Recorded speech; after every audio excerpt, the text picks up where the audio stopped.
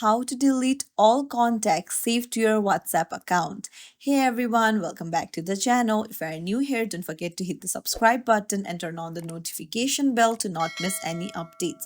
So today I'm going to show you how to delete all saved contacts from a WhatsApp account without removing them from your phone. So let's dive right in. Open up your WhatsApp app, then go to settings on the bottom right. Then scroll down and tap on privacy. Now, scroll down again and then you'll see contacts. Tap on it and you can see WhatsApp contacts is toggled on. You just have to toggle it off and you will see delete and save all contacts to iPhone option. So you need to tap on delete and save all contacts to phone. So this way your contacts on WhatsApp will be deleted. However, all of them will be saved on your phone.